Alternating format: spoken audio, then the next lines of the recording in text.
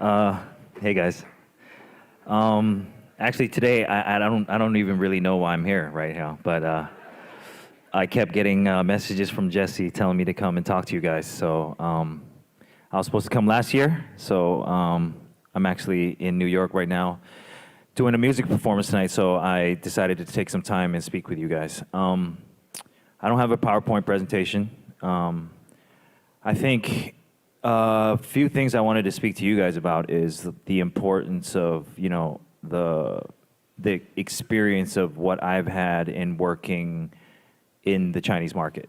I can see that most of us here are Asian. Hopefully, most of us are Chinese, I think. That's what Jesse told me. So, I think one common mistake that a lot of people do is saying, it's good for China. It's good for China. So people watch a movie that's Chinese and they say, oh, that was a good movie for a Chinese movie. And for me, that doesn't cut it. That doesn't make sense to me. Do you understand? A movie is a movie. It shouldn't be, oh, because it's a Chinese movie, there's lower standards. So what I think is most important, especially for all of us, we're lucky enough to have a Western education or a Western upbringing, is to understand that the level of quality of work does not differ in different countries.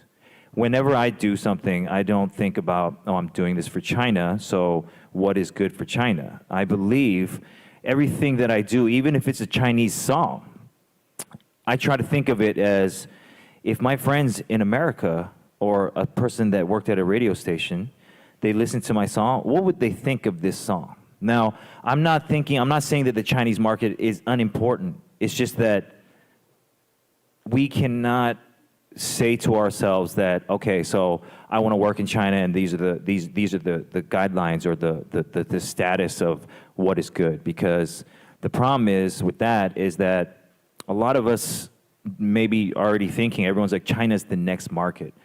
China's the next superpower. China's this and China's that. Okay, there's a lot of money to be made there. Okay, sure. But you cannot lose the integrity of what you do and what you represent for money. And at the same time, if China is going to become the next superpower or the next place to make business happen, then we cannot be working at a barometer of saying this is good for China. Everything has to be good on an international level. And only then will we be able to be standing proud and say this is Chinese made. The reason why I'm saying this is because when I started Clot in, I don't even remember, man, 15 years ago, I remember something very, very, very, very alarming to me is, I said, we're made in China. And everyone's like, oh my God, that's horrible. I said, what do you mean? Why is made in China bad? They're like, oh, all these products are getting recalled in America and there's baby products have lead in them or blah, blah, blah, blah, blah. So everything that I've been doing, I've been trying to be made in China, creatively designed in China. Everything is from a Chinese perspective. People ask me, hey, what are you? I'm actually born in Canada, but I tell people I'm Chinese because you can't deny the fact that I'm Chinese. Look at me. I mean, so I say I'm born in Canada, but I'm Chinese.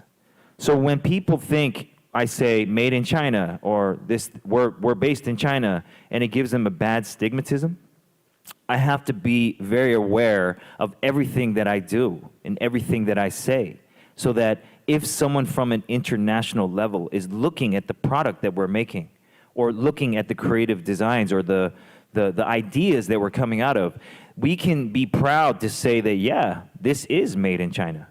The first time I ever went to Nike, I told them, hey, we need a shoe. We need to make a shoe. And they're like, oh, well, you're a Hong Kong-based company.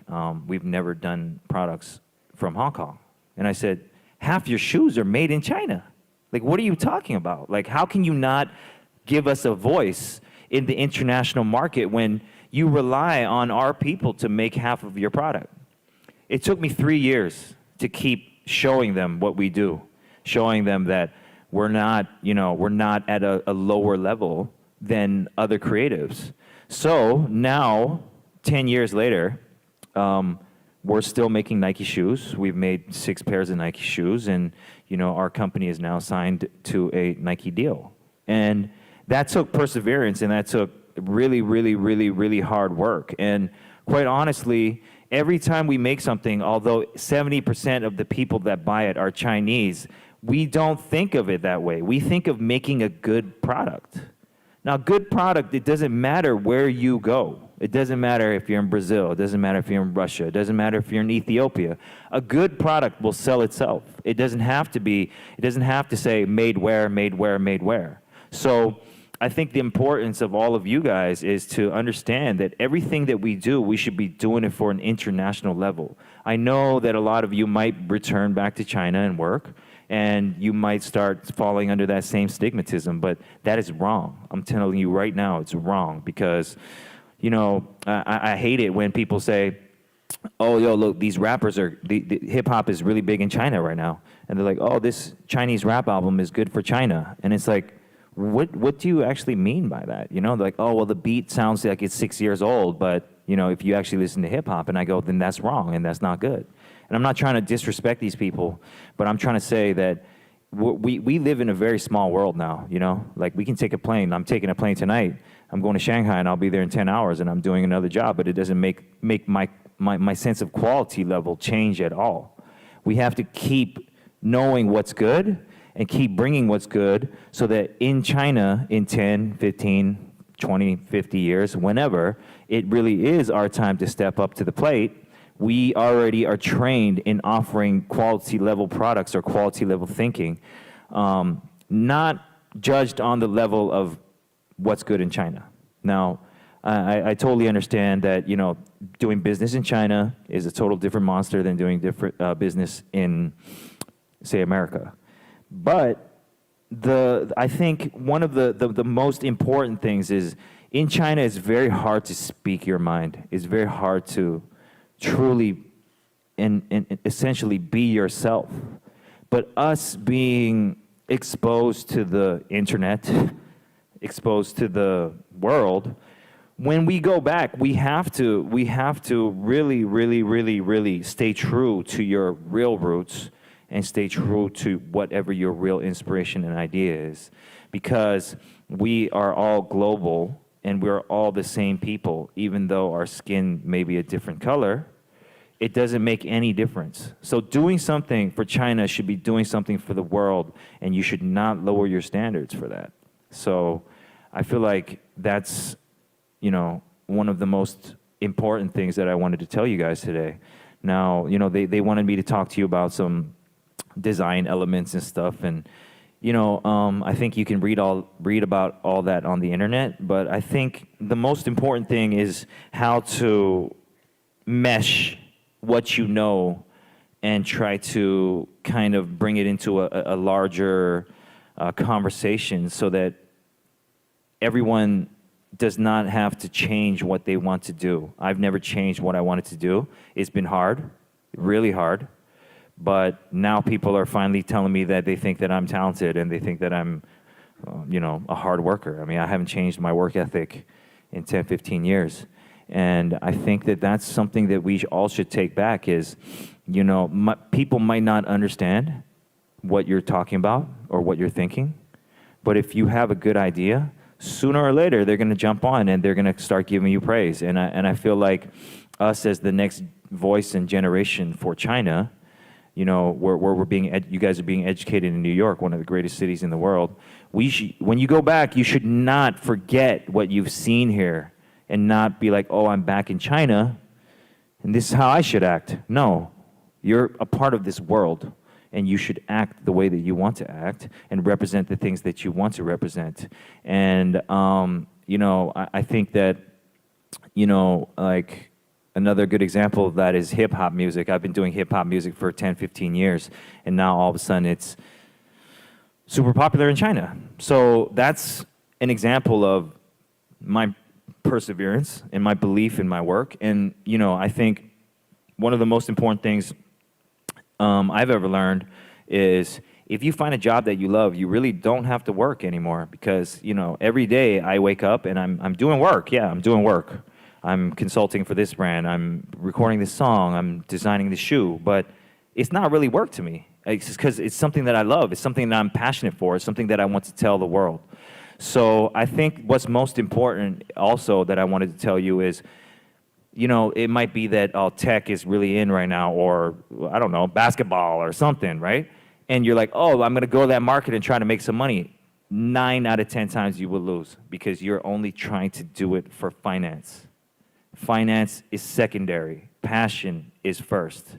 Because, like I said, if you have passion for something, no matter how hard it is, it's all worth it. But if you're just trying to look for a dollar bill, there's a lot of places you can find easy money. But if you're trying to do something for 10 to 15 years, or for your lifetime, if you go into an industry that is only because there's money or my mother told me to go do it, I feel sorry for you because you're going to have a horrible life. And every day you wake up, you're going to have to look at yourself in the mirror and you're going to be sad. So I think another thing that I wanted to tell you guys is to believe in yourself and to believe in your dreams and really, find your own groove and stick to it, believe in it. And no matter if you're doing it in America, or if you're doing it in China, or if you're doing it in Japan, just do it at the same quality level. Do not, because other people are working at a lower standard or a lower level thinking, go down to that level so that you can, I don't know, I don't really know how to explain it. It's something that I've never done. I've never bent over for anybody. And I think, the willpower of yourself will be the testament of Chinese people for the next 50 to 100 years. And I think that we are the most important people right now in the world because we have a great chance and we have one of the largest nations. We're becoming more and more important on the international level. And what is most important is the next generation. Because right now, I can pinpoint so many things that when I go to China, what I think are wrong. A lot of people say, hey, Edison, you can't change this. And I said, yeah, but I'm going to try. And even if I don't succeed, if I've inspired this guy right there, and he's the next guy, then I've done my job.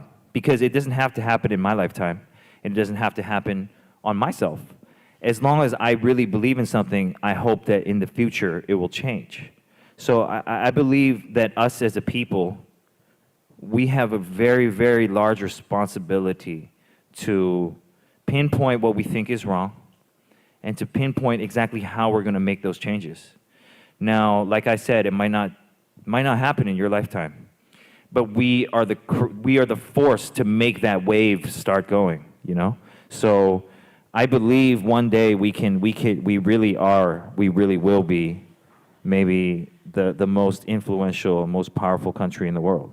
But it's up to you guys, really. I mean, I'm 37. I'm old.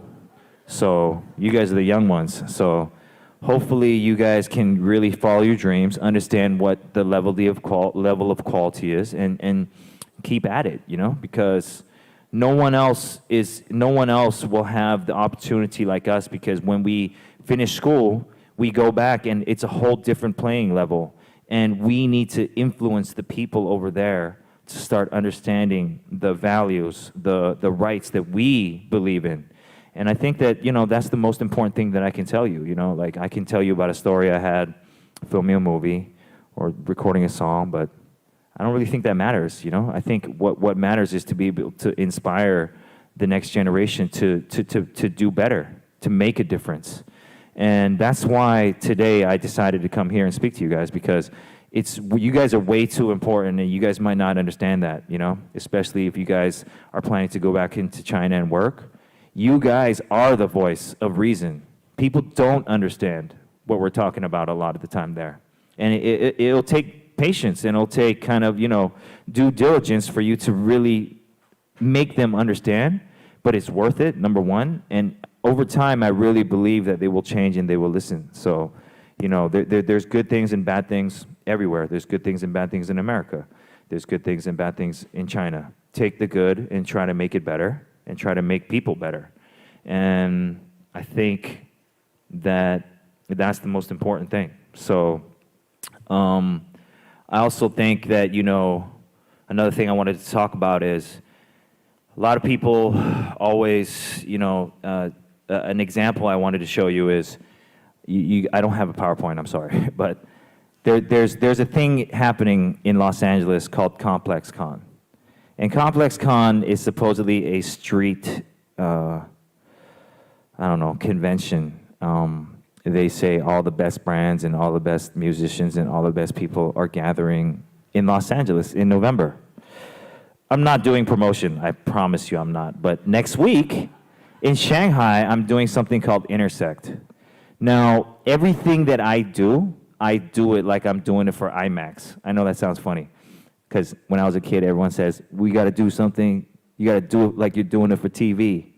But I guarantee you that if you look at the lineup and you look at what we do in Shanghai, we are beating Los Angeles, and we're beating everyone else in the world that's trying to do it.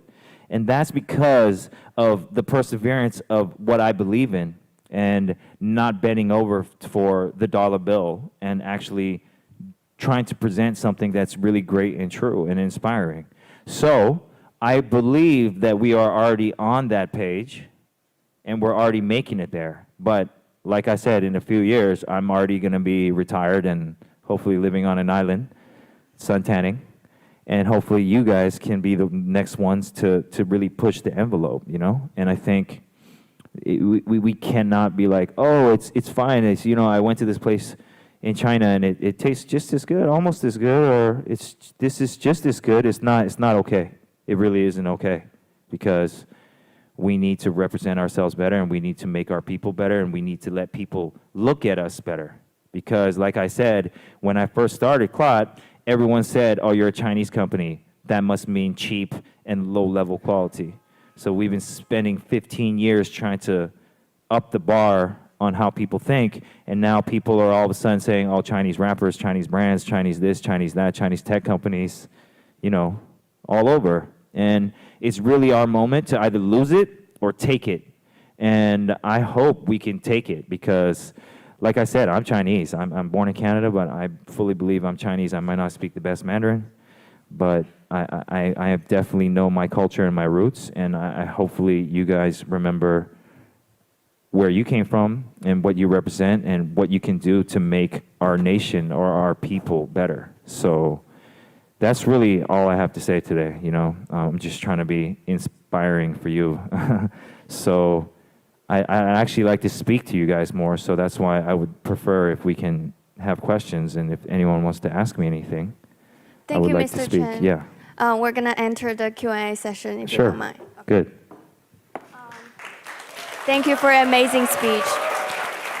So just to start this, I want to throw the first question out there. Yeah. Something you just mentioned over and over again really caught my attention. You said we as Chinese people and entrepreneurs should always have integrity and also fight the stigmatism, the negative ones about made in China. So I'm wondering, what is the standard for your brand, Claude, and what do you represent as a hip-hop artist as well as an entrepreneur or a designer? Well, I mean, if we're passionate about something, you already have something that you enjoy from that. It can be music, it can be clothing, it can be a car, it can be a tech company, like I said. And I'm not saying that you should copy and emulate that, because that's also a stigmatism of what Chinese is to copy and reproduce at a cheaper level. So what I do is I try to set the bar at something that I personally like.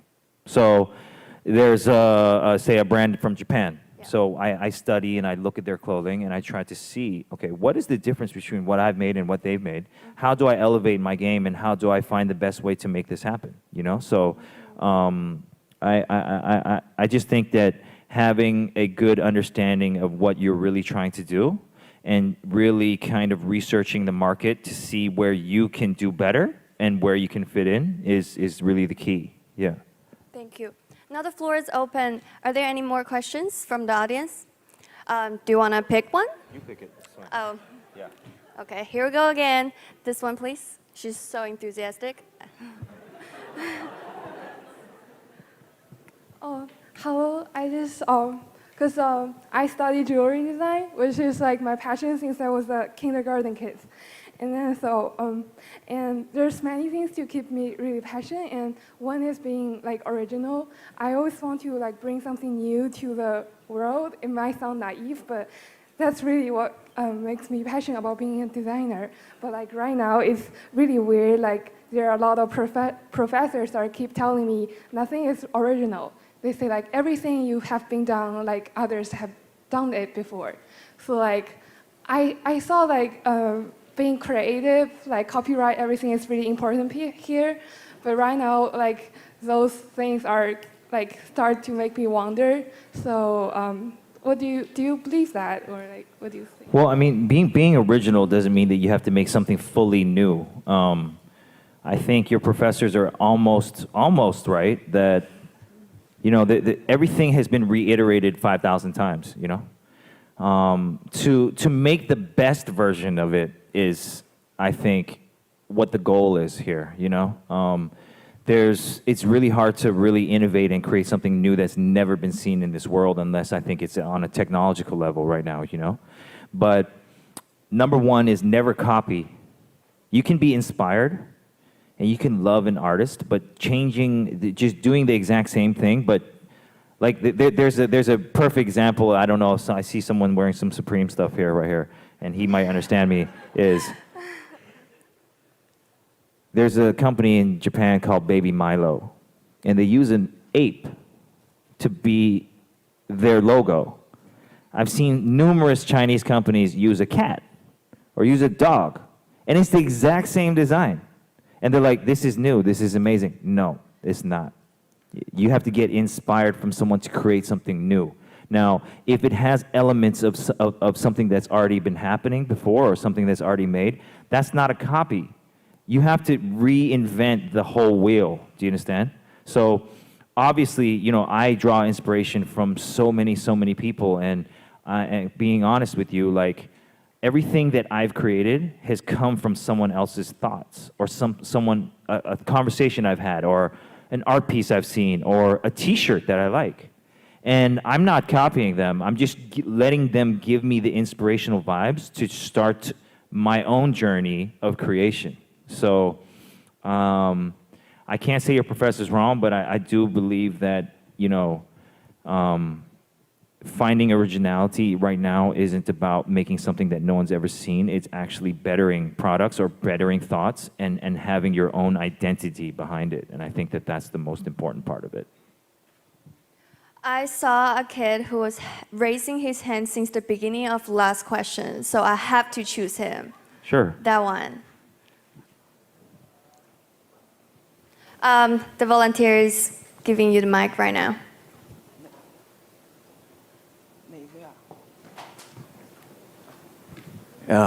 Hey man, part of me grew up with your song, so I find it funny if anyone ever doubted your work. So salute here, like personally. And I'm probably older than you, so I don't know why you call me a kid. Anyway, age is nothing but a number, man. Yeah, no, like it's not a matter. But anyway, Claude has inspired us to start our own clothing brand back a year ago. So I brought something here that I want to give you and see what you think about us. But back to the question is, if we talk about platform here, East meet West, something like that, both Hypebeast and 88 Rising, they originated from the East, but they don't limit themselves geographically through their origins. What similarities do you see between the two platforms? Obviously are different. And how does Claude fit in all these? Thank you. Yeah. So Hypebeast and 88 Rising are two good examples of you know, an Asian background kind of going into the international platform. I have to give it up for 88 Rising because I feel like they're really staying true to their identity and really like pushing their message. Now for Hypebeast, I feel like they've lost their identity and they're more of it's like a feed. It's almost like a feed now, and that's the thing that I was talking about, and I'm glad that you brought this up. Is when you succeed, you still have to have the same passion as the first day that you started, because if you don't, then you're not successful. Because a successful person will admit to their assistant, "I can learn new things." Every day I can learn new things. Every day I'm trying to learn new things. And I think some people that taste success early, they start forgetting that. And I think that, you know, being humble, number one, is very important. And number two is not thinking that you're the best or you're the shit, because there's no such thing as that. There's always someone that could be better than you. Even if they're younger than you and they haven't come out yet, they might best you in 2 years. And in 2 years, if that happens, your company is number 2. And then someone bests him and you're number 3, and then soon you become obsolete. So I think that, you know, being humble and really telling yourself that I can learn more every day, even if I have a great degree from NYU. When I come back to China, I can still learn. From my friend, I can learn. From everywhere, any corner of the world, you can learn something new, and I think that that's the most important thing.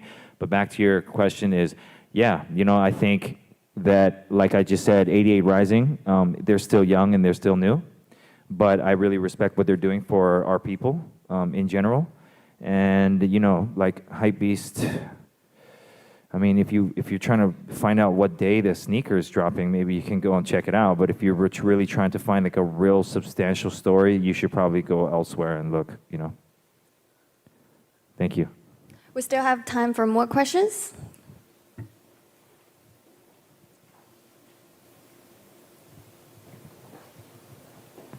Hello, Edison. I was a big fan of the documentary you did with Vice, and I was very surprised to see that in one of the episodes, there's a close-up view on the master, the Sun Tzu Bing Fa. There was a close-up view on that, and I was wondering, like, do you really read this classic, the Chinese classic literature? And I know that in this recent collection you did with Converse, and you have these really cool Confucius design on that. I'm wondering, like, usually how did you draw this inspiration from the Chinese classic like literatures? And also, you said you won't ban $4 for your business. And this year, you actually have Claude actually have like a new round of finance from Hupu. And I'm wondering, like, what's your expansion plan in mainland China?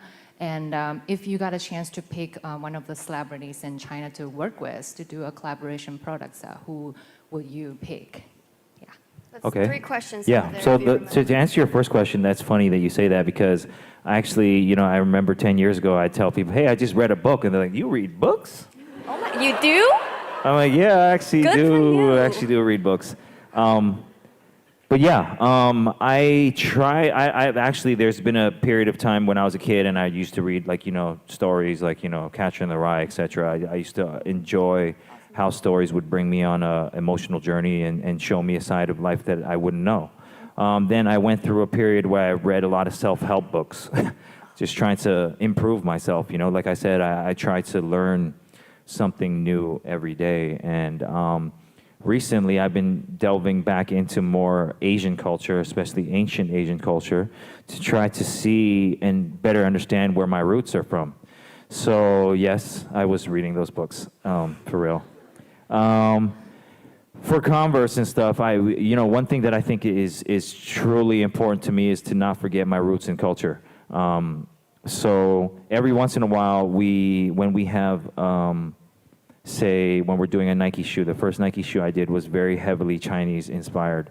So why I do that is to bring our culture and bring our people to an international platform, and to try to bring the best of what I believe is part of us, and really showcase it to the whole world. So not every t-shirt you're gonna see is gonna have like a Tai Chi guy on it or some Chinese characters, but we try to sprinkle it in and out of our design just to stay real to exactly who we are. And we chose Hupu as an investor because, you know, like I was telling you guys, the Chinese market is a very different place than what I'm used to in Western culture. So when we were trying to expand at a certain